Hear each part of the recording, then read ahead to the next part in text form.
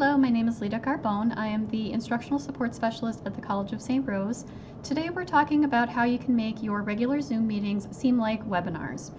Webinars are an additional cost, and if you need to schedule a webinar, you can always reach out to Online Learning Services to schedule a webinar 100. However, regular Zoom meetings have a lot of features that can simulate a Zoom webinar. So first, let's talk about some of the differences. With regular meetings, participants have video and audio capabilities unless the feature is turned off by the host. There is a chat feature instead of a Q&A section. With regular Zoom meetings, there's the breakout room option for certain account levels. There's also a waiting room and passcode security options. You have to select at least one of those for any of your meetings. All licensed Zoom accounts can host up to 300 participants. Alternative hosts need licensed accounts and can be added manually. And now let's talk about webinars. So webinar participants are completely anonymous to other users. Only hosts and panelists are the Webinar participants are completely anonymous to other users. Hosts and panelists are the only ones that can see the list of participants. There is a moderation of questions using the Q&A feature. There are no breakout rooms. There is no waiting room option. Only a passcode option is available for webinars. Webinar 100s can only host up to 100 participants. And there is the ability to enable practice sessions if you would like to practice the webinar before you do your meeting. Panelists can be imported using an Excel spreadsheet. All right, so what is the same? Let's talk about what some of the similarities are with meetings and webinars. So each has the capability to have registration. You can record meetings and webinars. They both have the option to have no video and no audio from the participants. There is a polling capability depending on the license, There is a polling capability for meetings and webinars. The participant list is visible to the host. Both meetings and webinars use whiteboard and annotation functions. And for the security purposes, there is a passcode option available. And you can also require authentication for participants to join the meeting or webinar. Just a refresher, that means that participants have to be signed into a Zoom account. So they can't just log in using the URL. They do have to be signed into either the Zoom browser or an app on their computer or their phone. So how can I adjust my meeting to be more like a webinar? You can turn off the participant video and audio when creating your meeting. Just be sure to notify the participants in advance that this setting will be disabled. You can also hide non-video participants and they will not appear in your recordings. You can turn on the chat feature so only participants can message the host directly. They won't be able to message any other participants or message everyone during the meeting. You can turn off the allow participants to unmute themselves. You can allow participants to rename themselves to anonymous or have your co-host rename participants as they enter the meeting. You can do polls in your meeting depending on your account level. Co-hosts can act as your panelists in the meeting, so they'll be able to monitor the questions that are being sent in. They can help with management in terms of security and all of those necessary features. If there is an instance where a participant is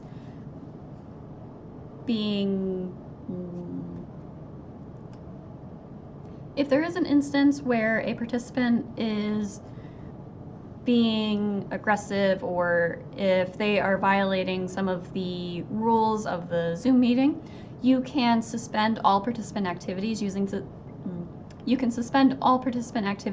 security button. This disables video, chat, screen sharing, renaming, and all of those other options that we talked about previously. All right, so let's see it in action. You can either go into your Zoom app on your computer, or you can go into your browser and go to Zoom's website to schedule a test meeting, and then go ahead and start the meeting.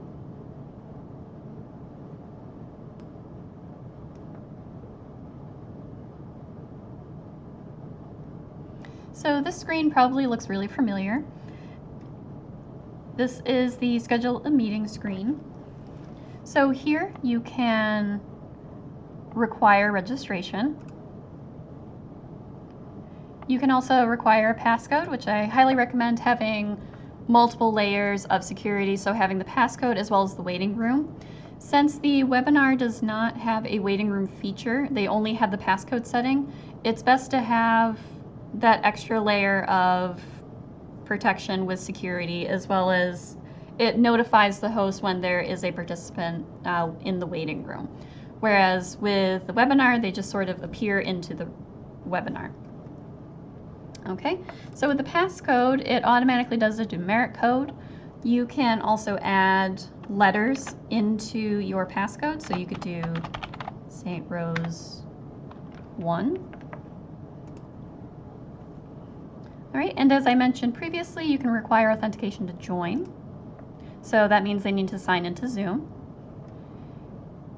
With this, you can leave the video option on for hosts, but you can turn it off for participants. So audio, this means that no matter where they're joining the Zoom call from, they'll be able to listen into the audio, as well as just kidding. All right, and here you can also mute participants on entry and automatically record your meeting. So you can record it on the local computer or in the cloud. If this is a lecture, or if you're presenting it as a webinar, it's best to do it in the cloud, so then that way you can send a link to participants that weren't able to join the meeting. They can watch it at a later point. So as I mentioned as well, if you wanted to add alternative hosts to your meetings, they just need to have licensed accounts with St. Rose. So you can enter their email addresses here, and they will get an invitation after you do that. So since I don't have any alternative hosts at the moment, I'm going to go ahead and hit save. All right, and if I forgot what my passcode was, I can go ahead and show that here. All right, if we scroll down, you'll see that there's the registration option here, where you can view your registrants, and it will come up with the list here.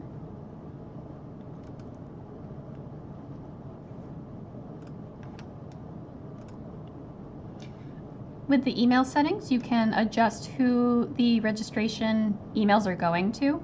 So because this is under my account, it's automatically going into my St. Rose email. But if I wanted to, I could change that to, for example, online learning.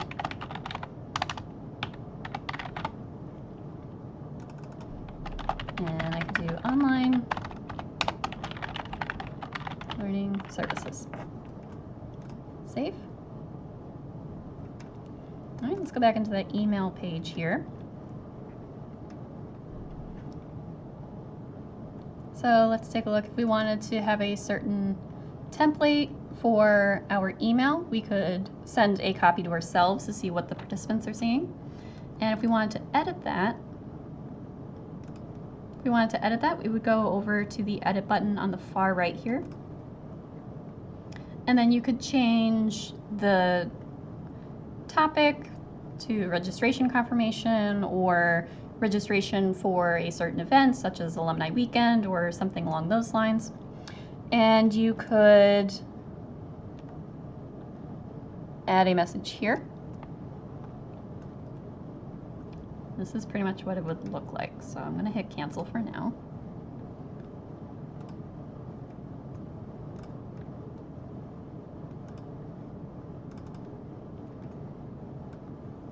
All right, and this is the email that was sent to my account, so this is what the users would be seeing when they registered for your event.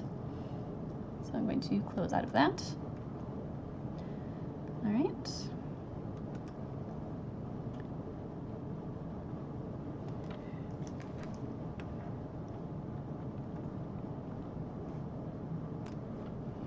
So here, if there's any branding that you want to do, you could upload. So if there was any branding that you wanted to do, if you wanted to add the St. Rose logo or anything along those lines, you could put that here in the branding section. You can also create a poll in advance. So if you wanted to get feedback from alumni, you could create a poll that's specific for those questions for alumni. So you would do that by going to add and then creating the poll in here. You can make it multiple choice, single choice, and since you want to do this similar to a webinar, you would want to make this anonymous. So you could select the anonymous button at the top, and you can add additional questions down here. So I'm going to hit cancel here. All right, so let's go ahead and start our meeting.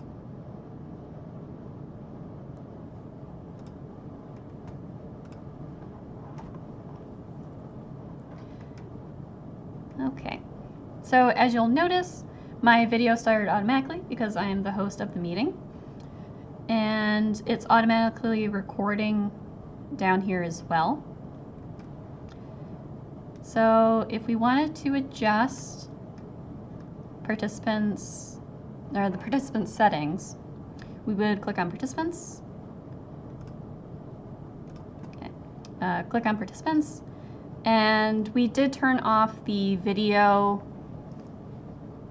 option in the meeting when we were creating the meeting. So if you needed to, you could turn that off in here as well.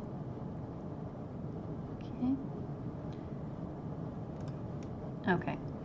So as I mentioned before, there's the security button here. So if you needed to suspend participant activities, you could do that from here. You can also just turn off certain features in here as well. So for example, the allow participants to start video, we'd want to turn that off. And turn off the unmute themselves button. And if we needed to disable the chat, we could do that here as well. And if for some reason you forgot to create your poll in the meeting when you scheduled it, you can also create your poll here as well.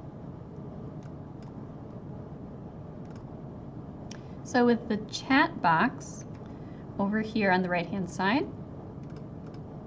you can change the settings so participants can only chat with the host directly. So that is with this 3 dots over here. So the 3 dots over here, and you would select host only. So then that way the participants would only be able to chat with the host.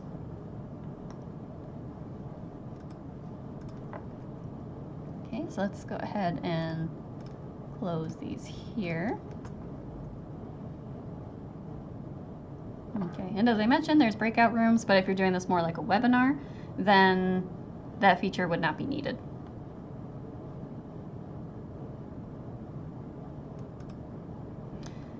Okay, and just like with webinars, you have the same screen sharing capabilities. You can share sound, optimize for video clips, and you can do whiteboards. You can also share just a portion of your screen. So all of the same capabilities that you would do for a normal meeting, you can do for your webinar. All right, so those are some of the functions and features that you can do with your regular meetings that are similar to webinars. I hope this was helpful, and if you have any questions, feel free to reach out to us in the Online Learning Services department.